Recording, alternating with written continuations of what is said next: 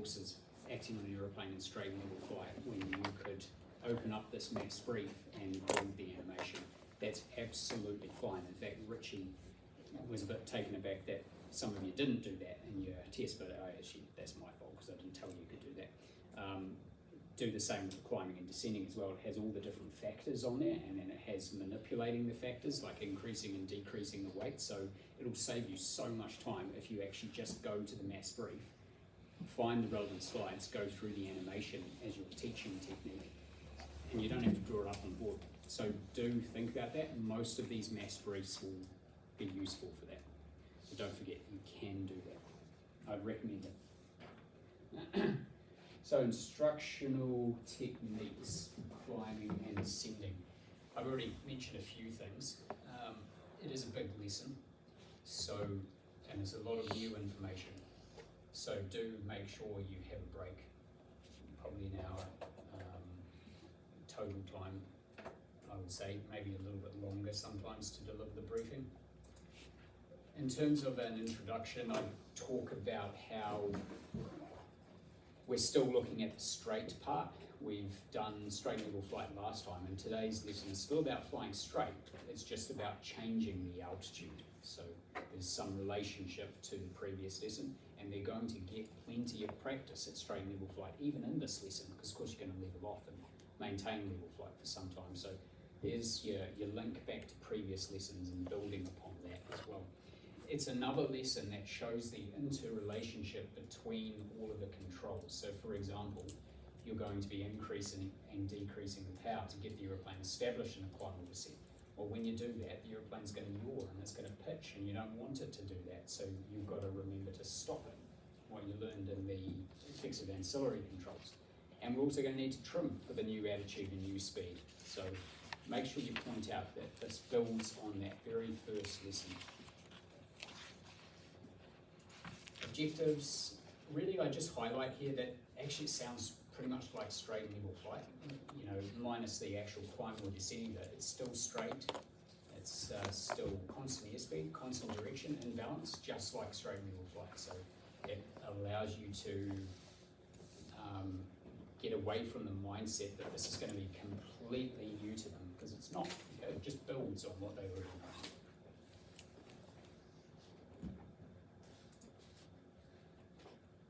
This slide, the consideration slide, you could ask questions here about, this is really about why do we need to learn to climb and descend. They've done a couple of flights with us by this stage, and so they should actually be somewhat familiar with some of these things on there. Well, what have we seen around Palmy? We know there's terrain, so we don't want to fly into that, so we're going to have to climb above any of that. There's departure procedures and arrival procedures, which you may have introduced your student to in one of the earlier flights, even if it was just briefly. So we've got to climb and descend to those altitudes. Sometimes there's cloud, we've got to avoid cloud, we don't want to fly into that. And you run through these and talk about, well, what's relevant to our flying environment? There are things here that are relevant every single time. Now your link from this slide to the next one is going to be that it's up to us to decide what kind of climb or descent we do, depending on the scenario. And some of these scenarios, these things here, that's your link to the next slide. So that you're not just going click, click, click, click, click. I believe all of these things come up at the same time. So I think the title comes up. And if you just leave it on the title, then you could ask the question rather than reveal all the answers to them here. Just something to think about. Again, this is a briefing that has an overview slide. Just very brief explanation. I think types of climb, descent, and forces in the climb and descent come up together from memory. What I would say here is just a little bit about why we are going to talk about forces. It's a bit like in straight level flight, because the forces allow us to, we need a good understanding of the forces because they will relate to the factors that affect the climb or descent. So it's about anticipating those effects. So that's why we talk about forces. And the factors, they come up in the next one: weight, flap, wind, altitude. I don't mention anything more about them. I just say these are the factors we're going to talk about. And then, of course, as usual, there's aircraft management and human factors. So just give some context to why we're even talking about forces and factors. about anticipation, so that we can compensate for them. This is where you introduce them to the different kinds of climb. The reason this is in yellow, this one, is because that is what this lesson is based on. We teach this lesson by climbing at the best rate. I think the rest I can probably talk to you about as we brief. You can mention about what these types of climb are actually used for. Reference the flight manual there. So these speeds are usually in the flight manual, but I will tell you more about that when I actually deliver this briefing to you. So you're introducing the documentation here. It's their first, so it's the first time you've actually brought up that, hey, there's a flight manual, and this is something that you're going to have to become very familiar with before you actually sit in your flight test. And that leads you into this slide here. So this is really expanded information on the different types of climb. And this is where you can make it really practical, so you can talk about the benefits of each of these different climbs. Why do we actually use them? That's for this slide. So on here you're going to talk about rate of climb, angle of climb, and ask them questions about the airspeeds, because you've just told them what the airspeeds are on this slide here. You can have some sort of scenario here if you like. I usually build a scenario at the start that we are wanting to go to, we're in the Southern Training Area and we want to go to Masterton today, so we're going to climb up over the ranges, we're going to level off, review straight level flight, and then we've got to descend down into Masterton. So some sort of practical scenario for you to build at some point in the briefing would be good. Then that brings you into the forces. So just recap, the reason we are talking about forces is so that we can gain a better understanding of how the different factors affect the climb performance. So we can anticipate these effects and compensate for them. Reduce any overwhelming information processing they have here by saying that, hey, these are actually all the forces we talked about in straight and level flight. The picture's just going to look a little bit different, but it's the same forces. So ask them that question before you start going through them all. And as you go through each of the forces, ask them about them. So where did weight act from? What direction did it act from? Same with, ask questions about lift, thrust, and drag as well. You don't need to do all the talking here. You should be assessing prior knowledge. These forces slides are probably the trickier parts of the briefing to deliver for a couple of reasons. One, I think the forces come up in a different order than what you were taught in the Principles of Flight last semester. The diagrams still work out, it's just different order, so you've got to move away from that mindset of how you want to present it. The second thing is, and I'm guilty of this as well, I tend to get ahead of myself. I start talking about where I know I want to go with this diagram before I've actually even got to that click on the PowerPoint. So just be aware that's quite easy to do in these couple of slides, these forces ones. So practice that. I'll probably make a mistake myself. This slide is kind of just an extension of the previous one. This is where it's going to highlight the fact that lift is less than weight. So lift is not the force that is responsible for causing the aeroplane to climb. And it will also highlight that thrust is greater than drag. So relate that back to straight level flight. Hey, in straight level flight, what were those two forces that had to be equal to be constant airspeed? And they'll say thrust and drag, but of course you've just told them that there's also a rearward component of weight. So you now need to say that the reason we've got to increase the thrust in the climb is because there's this additional force that actually opposes the motion of the aeroplane. And you can even talk briefly about what would happen if you did not increase the thrust, or we would slow down and we would not be climbing particularly well.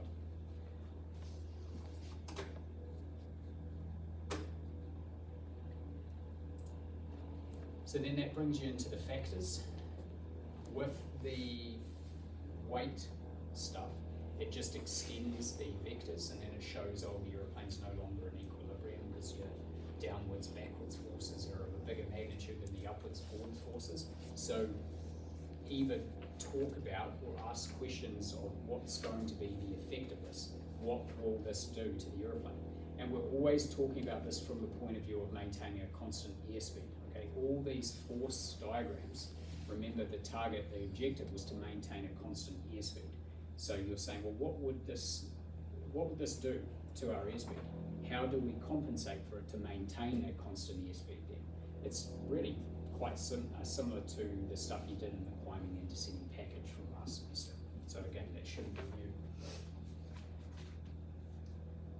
Now this is where it gets a little bit weird, because the second slide for weight then shows the whole diagram being tilted forward to show that the increased weight will result in a lower rate of climb and a lower angle of climb.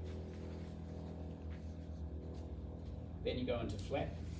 In this format it looks all weird, but when you're actually animating it, it looks fine. But again, ask them questions about, hey, do you remember what was some of the effects of increasing flat? And they'll probably say to you, oh, it's increase in lift. Yeah, well, that's fine. That is true. But the force we're actually really interested in here is drag for the climb, right? So ask them, is there any other forces that change? Drag, right. Now let's talk about that one. So let them volunteer the answers. And remember, we're trying to maintain a constant speed here. Always talk about why is this important, why is this practical. So with the weight, we can't add weight in flight. We burn fuel, so the weight doesn't reduce, and so we'll need to anticipate the effect on the performance of the aeroplane. But really the big thing with weight is that before you go anywhere near the aeroplane to actually take off, the student has to think about how heavy is the aeroplane today? What effect will that have on the angle of climb, the rate of climb, but the nose attitude to maintain speed? Because there'll be days where it's just you and them flying the aeroplane. There'll be days where it's you, them, and full tanks, and maybe someone in the back, and then there'll be days where it's just them. So that's what's practical about this, is they'll need to learn to anticipate the effect of weight.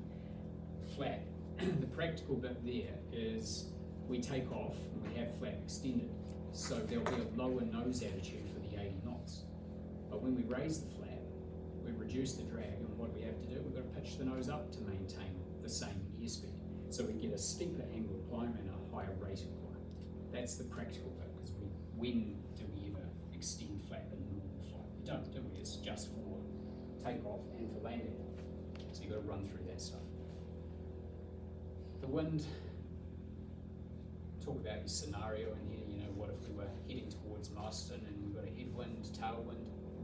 Keep it practical. Nothing else I need to say here. Some of the effective altitude. Now I don't know, does your slides there have effective altitude? Yep. It does? Okay. So just keep it simple here. You can talk about how as we fly higher and higher, there's less air molecules going into the engine or over the propeller, and this means the thrust reduces. What's the effect going to be on that? I relate that back to the force diagram. If that thrust reduces, thrust will be less than the rearward component of weight and drag. Hey, so what will happen to the airspeed? Hopefully they've known by now that that'll reduce. So what have we got to do? We've got to lower the nose. It's a slower rate of climb and a shallower angle of climb. So keep it practical, okay? Because they will learn this later on in their training when you start doing cross-country VFR flights and climb up to those higher altitudes. They'll have to know they've got to lower the nose in order to maintain that speed as you climb. Then this week you'd have a break and then you'd move into types of descent. So carry on with your scenario. So we've levelled off at 4,500 feet or whatever to get to Marston. We've crossed the ranges in straight level flight. We're approaching Marston and now we need to start our descent. So there's a couple of different descents we can choose from. Run through those. I just give a little bit of information about the glide descent, what it is, when it is used. I don't talk in any detail about that. It's often used for emergency type procedures. We can mention a word emergency, that's fine, but just very brief information, that is all.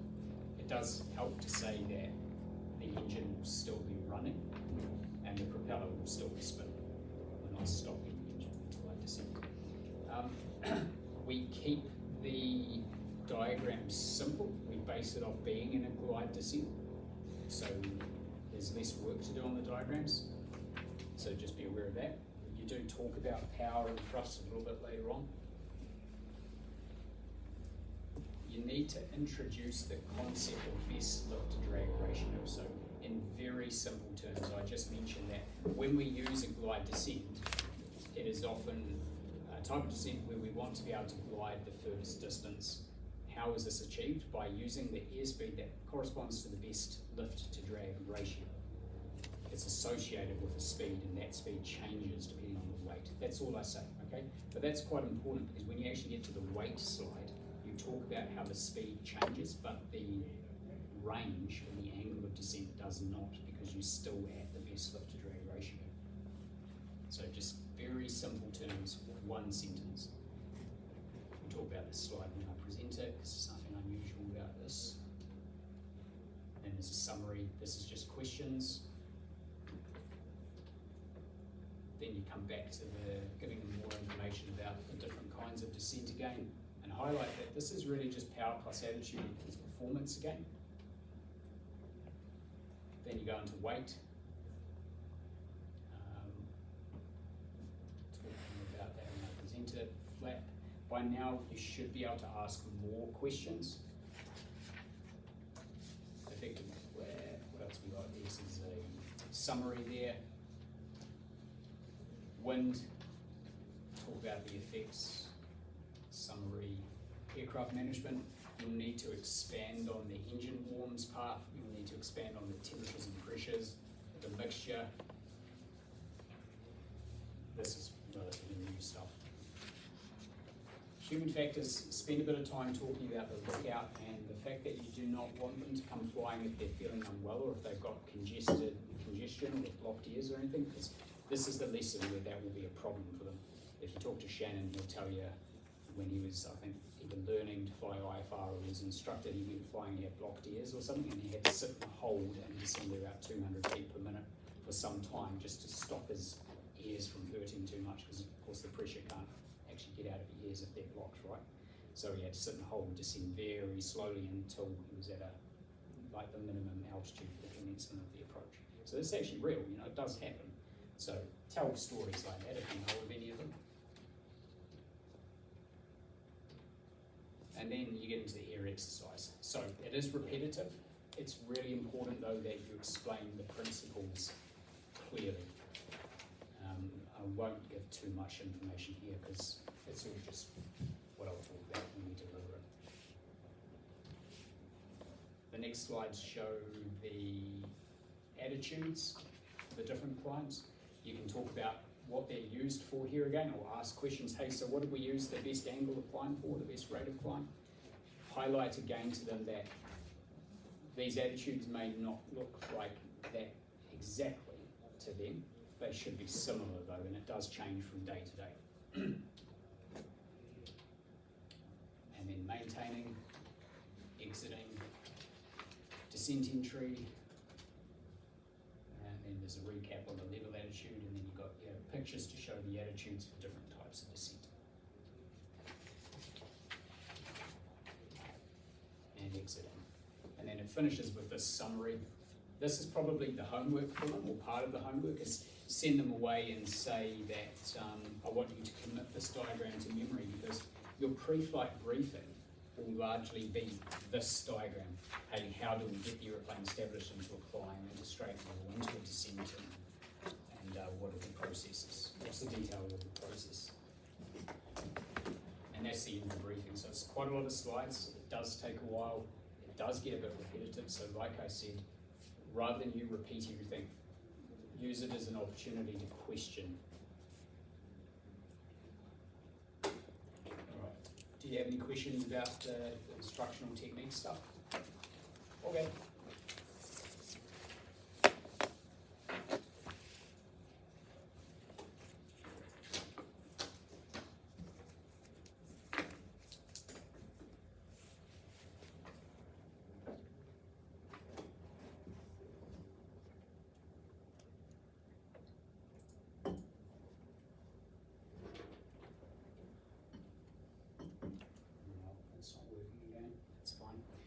Okay, today we are looking at climbing and descending. This is really a continuation on from your last lesson, because a large part of what we do today is still flying the aeroplane in a straight line. So we're going to consolidate that. Hey, do you remember how we fly the aeroplane in a straight line? Ask that question, okay? See if they remember. Oh yeah, keep the wings level with aileron and prevent your rudder. Good, move on. This lesson, like straight and level flight, will continue to develop your awareness of how the different controls are related to one another. So we'll be looking at different power settings today. So you'll be changing the power, and you'll have to compensate for the effects of changing the power that you learned in ancillary controls. And you'll have to trim the aeroplane to maintain the required nose attitudes. So there will be some different nose attitudes for you to memorize today. There will also be plenty of opportunity for you to practice straight and level flight. This briefing will take us about an hour, but we'll have a decent break in between the climbing and descending part. Here are our objectives. To enter a climb from straight and level at a constant airspeed, constant direction and in balance, and to enter a descent from straight and level at a constant speed, direction and balance. This actually sounds just like straight and level, really, doesn't it? Except for changing the altitude. So there's a lot of similarities with what you learned in your last lesson. And we're also going to return to straight and level at pre-selected altitudes from the climb or from the descent. So why do we need to learn about climbing and descending? We've done a couple of flights now, so why do you think we need to learn how to climb and descend? So ask that question. You know, you could just take a mental note of what they say, or write what they say up on the board, you know, terrain, maybe airspace, ATC requirements. You don't have to write them up, okay? I just find usually I forget what they've said and I end up repeating them, so. And like I said, they're all going to come up in one go, so ask the question before you reveal that information to them.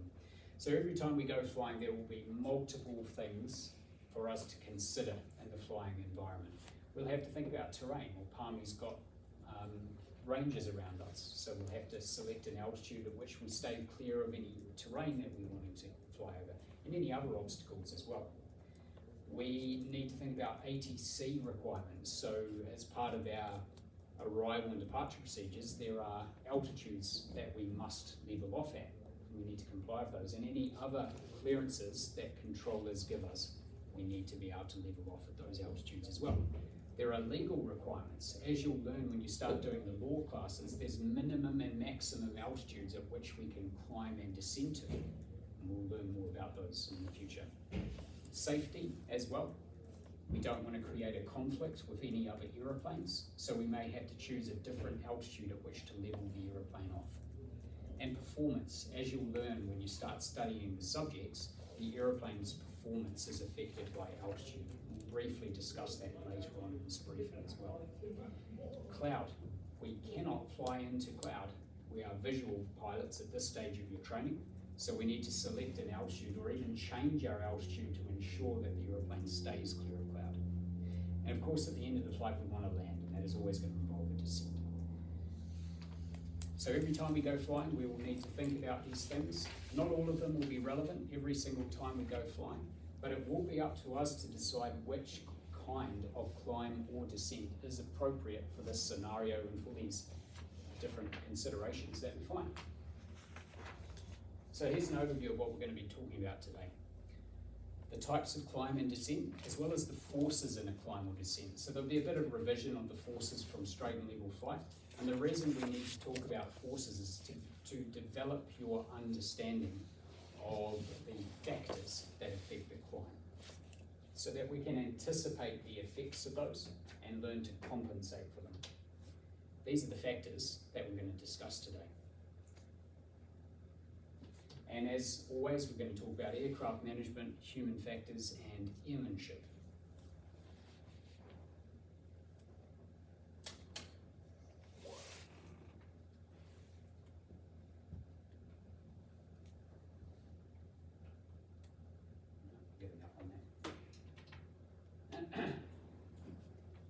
Okay, so let's talk about the different kinds of climb that we have available to us. So imagine we're in the southern training area, and we've done a bit of handling in the southern training area, and today's flight we're heading to Masterton.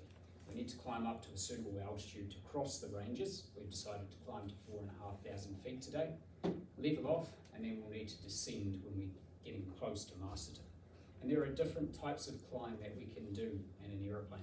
One of those types of climb is called the best rate of climb, and it is called VY. Now you'll find this speed is usually in the flight manual. It's a document a bit like that handbook you find in the glove box of your car. This one's for the aeroplane. For a DA40, the speed is 80 knots. Now you will not find that speed in the flight manual because it is a standard operating procedure, not a flight manual speed for us in the DA40. Best rate of climb is used to gain the most altitude in the least time. The reason it's in yellow is because all of this lesson and everything we discuss about today is going to be in relation to climbing at this speed of 80 knots.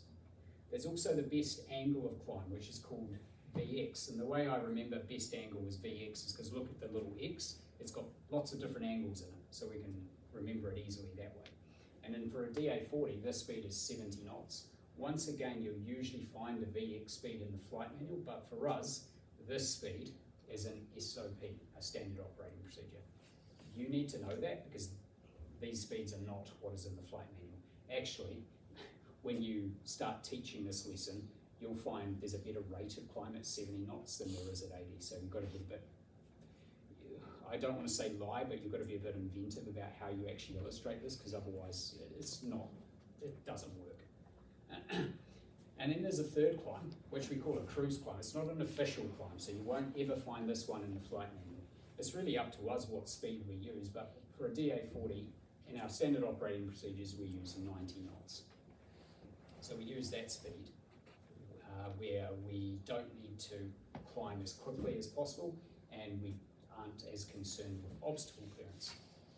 I can't remember if I mentioned, but do say what VX is for. It's the steepest gradient, it's for obstacle clearance, all right? And then here's a summary.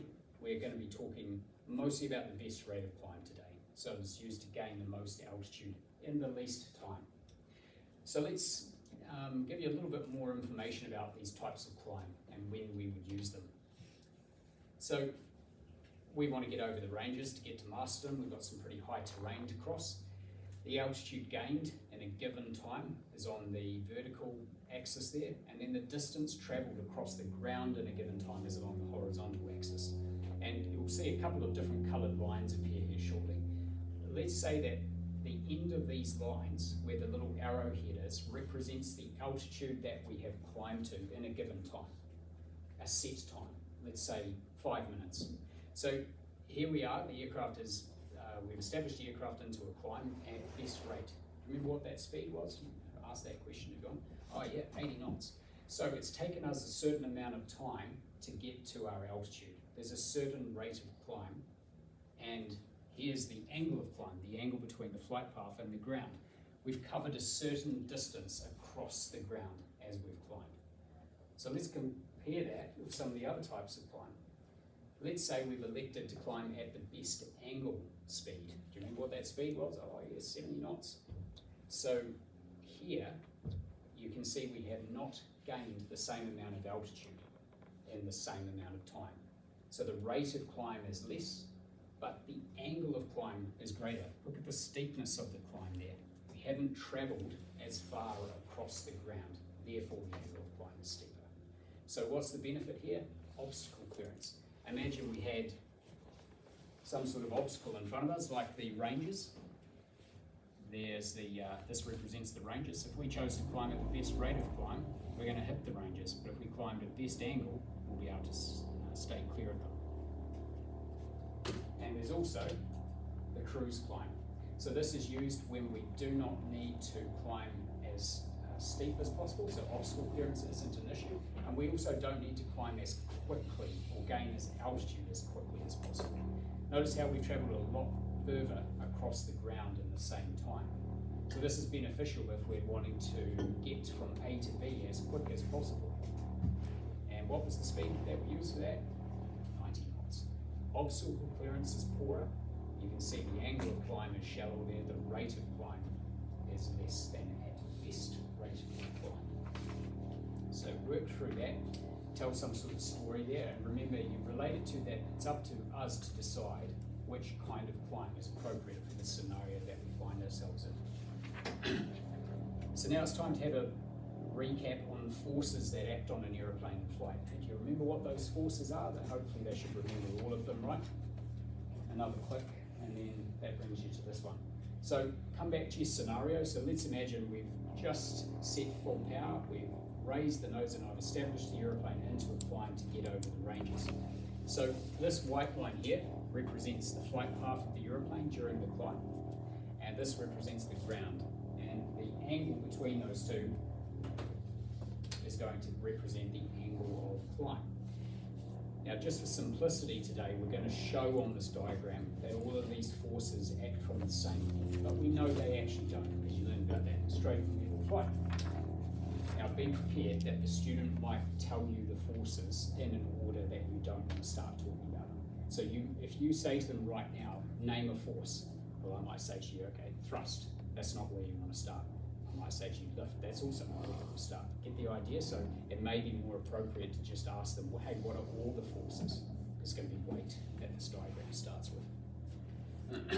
And you can also mention that this is the relative airflow. They learned about relative airflow and effects of controls.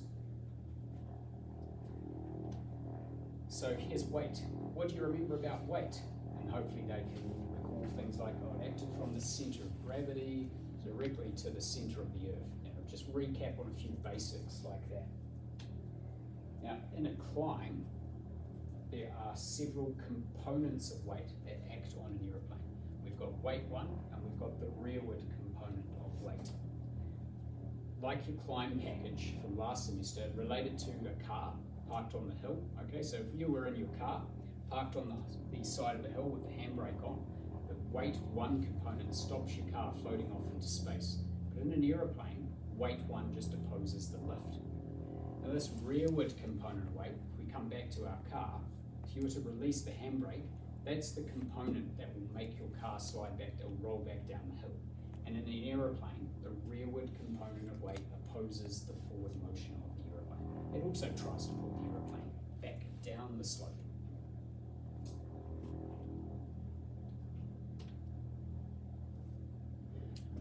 The next force is going to be drag. So ask a few questions about drag.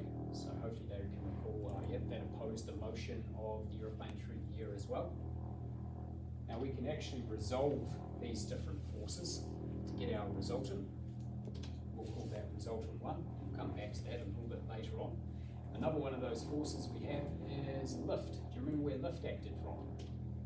So they'll say something and then they might even say, oh, lift acted straight up, but it doesn't.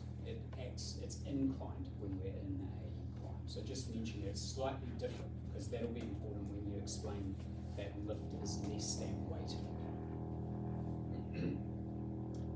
And then there is thrust. Do you remember where the thrust comes from? Little questions like that, okay? From the propeller. Now we can also resolve the lift and the thrust to get resultant 2. There it is there. And when, if we come back to our objectives, we wanted to climb the aeroplane at a constant speed, and to achieve that, all of these forces are going to have to be in equilibrium. So the diagram actually shows that. Resultant 1 is equal to resultant 2. All of these downwards, backwards forces are of the same magnitude as the rectangle formed by the upwards, forwards forces. So we can be assured that the aeroplane is maintaining a constant speed, constant angle of climb, and constant rate of climb in this snapshot of the forces in this moment of time. So don't forget to talk about equilibrium and that stuff there. It is important to say this is a snapshot in time, because in another 1,000 feet, this is all going to look different, isn't it? It's going to all be tilted downwards if you find it, isn't it? So let's just highlight a few of the differences between being in a climb versus straight level flight. One of the first things you might have noticed here, and this is what's being highlighted now, is that lift is less than weight in a climb, because lift is inclined. It does not act straight up. It does not directly oppose the weight. So lift is not the force that is responsible for causing an aeroplane to climb. The second thing we'll note, think back to straight level flying. What did thrust have to be equal to? You know, ask that question. Oh yes, yeah, thrust equals drag, but look at our forces in the climb. We've got the rearward component weight as well as drag opposing the forward motion of the aeroplane. So in a climb, thrust is greater than drag and has to be equal to the rearward component of weight as well as drag if we are to maintain a constant airspeed. Really spell that out. So it's actually thrust that is the force that controls the climb. The more thrust that we can add, the steeper the aeroplane can climb. I think that's quite an important thing to mention to them as well. So, those are the most difficult slides to present. Okay, really easy to get ahead of yourself. So, you probably saw me. I kept looking at the speaker notes, the diagrams over there to see what was coming up next, because it is so easy to make that mistake. Not a big deal if you do. You know, skip past it or use it as an opportunity to ask a question, but definitely practice that. So those are the forces acting on the aeroplane in a climb, and that's the snapshot of the forces at any one moment in time. Now we need to talk about the factors. Now that you've got a background of the forces, let's discuss how the different factors affect those forces. So we'll talk about weight first. So here we are in our DA40, just you and I on board, 30 gallons of fuel, climbing over the ranges to get to Masterton. Snapshot of the forces in one moment of time. So let's have a look at how these forces were changed if you were doing this flight again on another day, but this time we had someone sat in the back and we had full tanks. The aeroplane is going to be a lot heavier. So if the aeroplane is heavier, we'll increase that weight vector there. Weight 1 is going to increase. The rearward component of weight is going to increase. So there's more of a force opposing the forward direction of the aeroplane. And you can see now, if we resolve those forces, resultant 1 now is not equal to resultant 2. These downwards, backwards forces are greater than the forwards, upwards forces. So what do you think this means? You could ask that question to see if they've grasped the basics from your previous explanations. Well, the aeroplane's not in equilibrium. Now, really highlight here that the key thing here really is this, isn't it? The relationship between those. So thrust is now less than the rearward component of weight of drag. So what do you think will happen to your airspeed?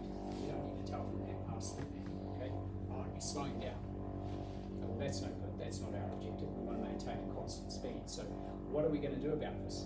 Now, they may actually say to you, oh, could we increase the thrust? And your average aeroplane, you can't do that, right? So explain that we climb at full throttle, which is full thrust. So that's not going to work. The only thing left for us to do is manipulate this rearward component of weight. So if we actually lower the nose, we will reduce the rearward component of weight.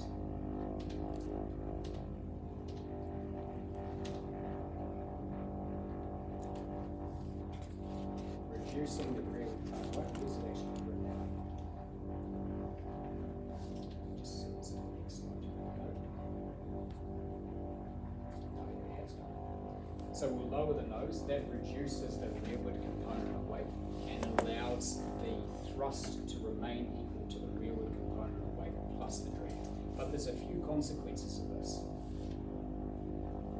One of the first ones we can see is have a look at your angle of climb in here. So the original weight is the white line, and this black line represents the ground. You can see there was a certain angle of climb. And now that we've lowered the nose, the new weight is the yellow line. You can see we have a shallower angle of climb. So the obstacle clearance is poorer. So we'll need to ensure that we're able to climb safely above the terrain. The second thing that you'll note is that the rate of climb has reduced as well. And that is shown by the yellow line being underneath the original white line. So what is being shown here is if we treat these dots as the altitude we've climbed to in a given time, on the yellow line there we have not climbed as high as when the aeroplane was lighter.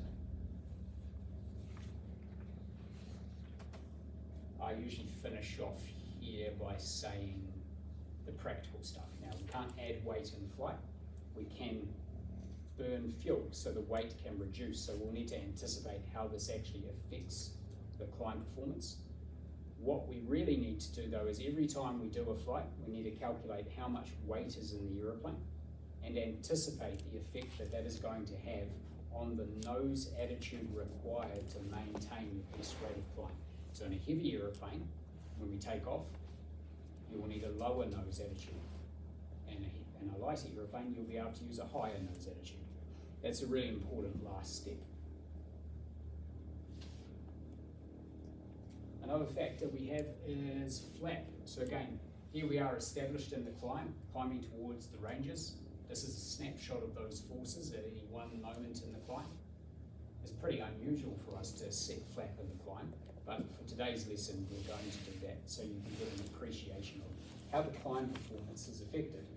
So come back to your ancillary controls. Do you remember what the effects of extending flap were? And like I said, they'll say increase lift. Yeah, that's correct, but what else changed? Oh, there was an increase in drag. So what do you think that will do to your airspeed? Oh, well, look, we've got thrust is less than the rearward component of weight and drag, so the airspeed will reduce. But hang on, we want to maintain a constant speed, so what can we do? Well, there's no more thrust because we're already at full throttle. So the only other thing we can do is once again lower the nose to a lower attitude. So again, you can highlight there that you're not in equilibrium. There's a lot of clicking through these slides.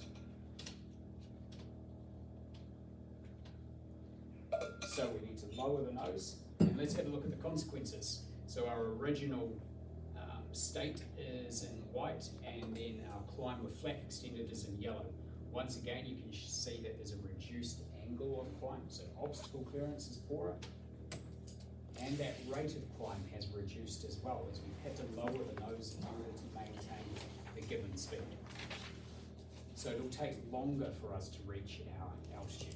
Now, why do we really need to know about this? Where is it practical?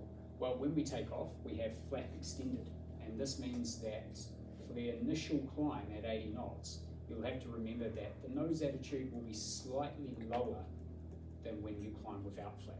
We tend to raise the flap a couple of 100 feet above ground level, and when you do that, you will have to pitch the nose up to a higher attitude in order to maintain the 80 knots. But you will gain an increase in angle of climb, and you'll be able to climb at a faster rate.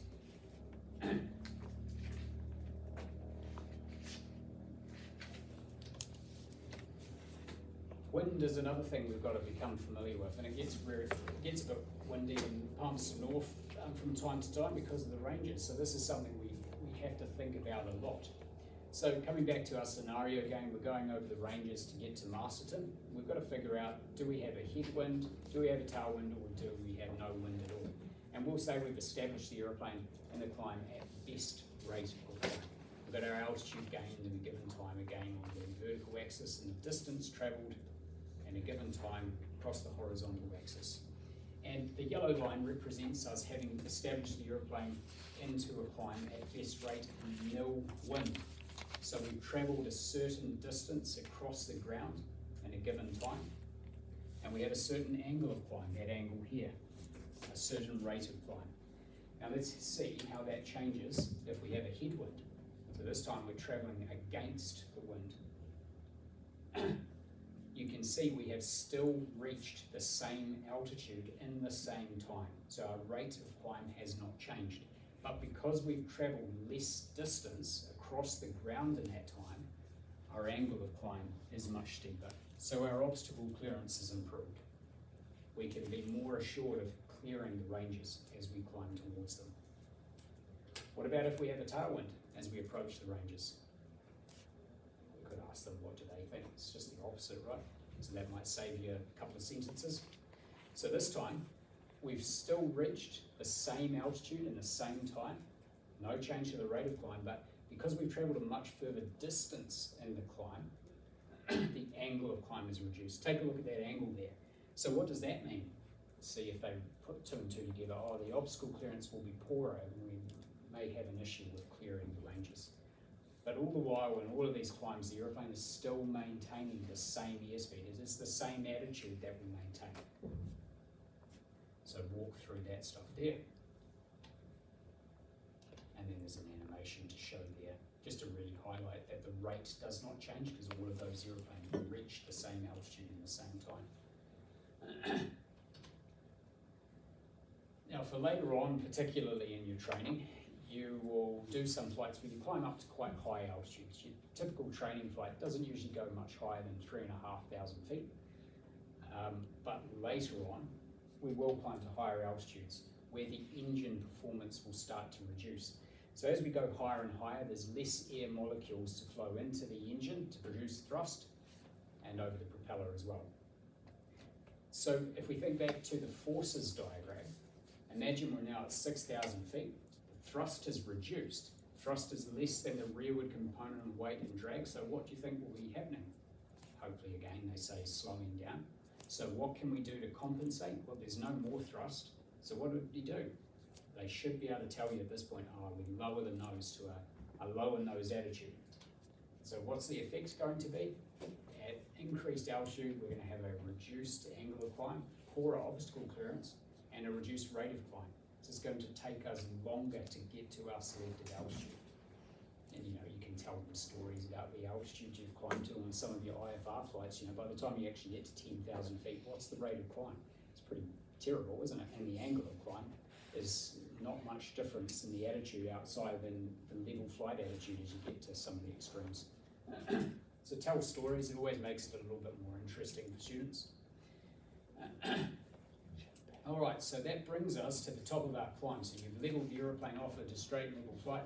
We'll have a bit of a recap on that in the lesson. And that brings us to the descent. So this is where you have a bit of a break. So that took 27 minutes. It was probably about half of the briefing. And that was with a few instructional techniques there as well. So just a 5-minute break and then we will carry on.